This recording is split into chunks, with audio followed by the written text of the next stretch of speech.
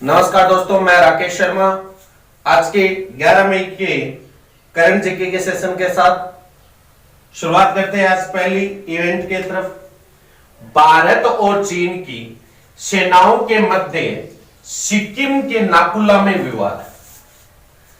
सबसे पहली बात आपको ध्यान देनी है कि भारत और चीन के मध्य विवाद है। कैसा विवाद है? तो ध्यान देने वाली बात यह है कि यहां पर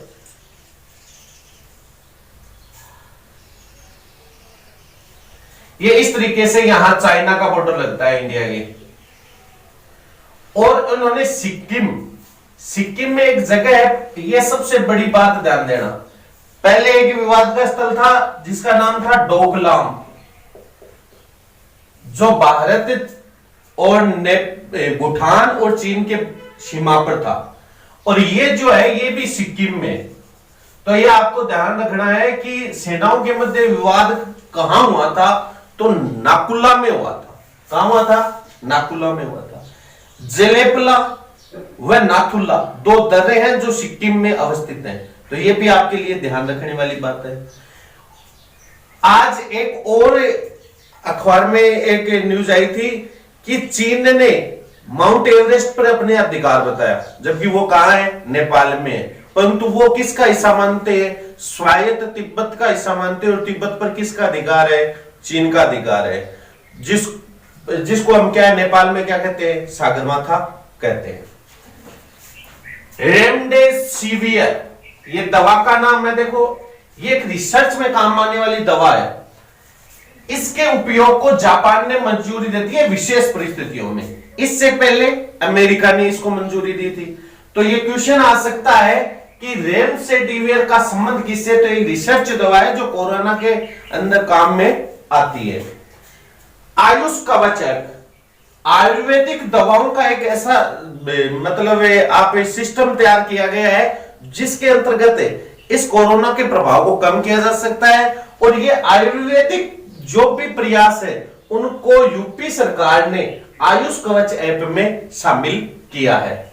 सचिन तेंदुलकर अभी जो सर्वकालिक वनडे एकादशा आज तक का जो भी पूरा जो वनडे की टीम तैयार की गई है उसमें सचिन तेंदुलकर, भारत के एकमात्र सचिन तेंदुलकर को शामिल किया गया है।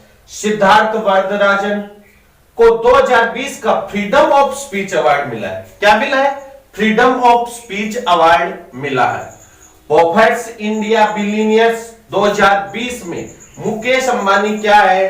प्रथम स्थान पर है। किसमें? बफेट्स इंडिया, ये अमेरिका की एक कंपनी है, उसके अंतर्गत ये क्या है? सूची जारी करती है इकोनॉमिक में, और इसमें भारत के मुकेश अंबानी पहले। यूनिसेफ के अनुसार भारत में 2019 में सर्वाधिक आंतरिक विस्थापन हुआ। यूनिसेफ जो एजेंसी है उसने ये बताया कि 2019 में आंतरिक जो भी इंटरनल माइग्रेशन है वो सबसे ज्यादा हुआ है। लगभग 50 लाख लोगों ने 2019 में, ये ध्यान देना 2020 नहीं है। आप देखो कि कोरोना के प्रभाव के कारण ऐसा हो गया, नहीं, तो ये 50 लाख लोगों का विस्थापन हुआ है। शरीर के वायरस खत्म करने के लिए मोनोक्लोनल न्यूट्रलाइजिंग एंटीबॉडी, ध्यान देना, मोनोक्लोनल न्यूट्रलाइजिंग एंटीबॉडी इजराइल ने लॉन्च की है। यह शरीर के वायरस को खत्म करने के लिए। इसके बाद में ध्यान देना, अंतरराष्ट्रीय हॉकी महासंघ के अध्यक्ष नरेंद्र ध्रुव बत्रा का कार्यकाल 2021 तक बढ़ा दिया गया है। इस अंतरराष्ट्रीय हॉकी महासंघ की स्थापना 7 जनवरी 1924 में लुसाने स्विट्जरलैंड में की गई थी। कहां की गई थी? स्विट्जरलैंड में की गई थी।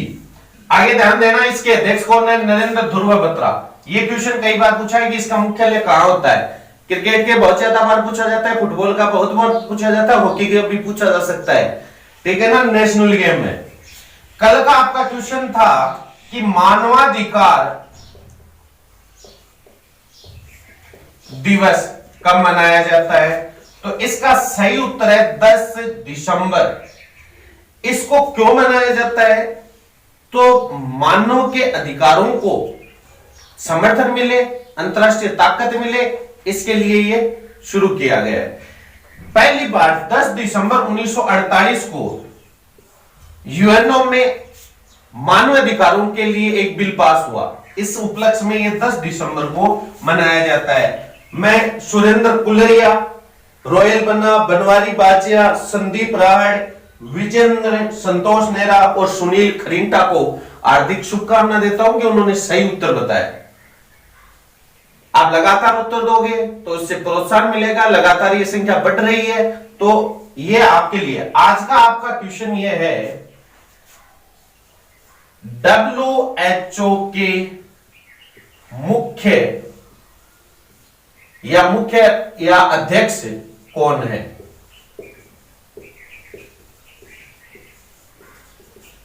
WHO के अध्यक्ष कौन है? सभी से रिक्वेस्ट है, चैनल को सब्सक्राइब करो, लाइक करो, शेयर करो, और जो भी सजेशन है, जो भी सुझाव है, जो भी सुधार होने का आपको जरूरी है, तो वो आप बताओगे। धन्यवाद।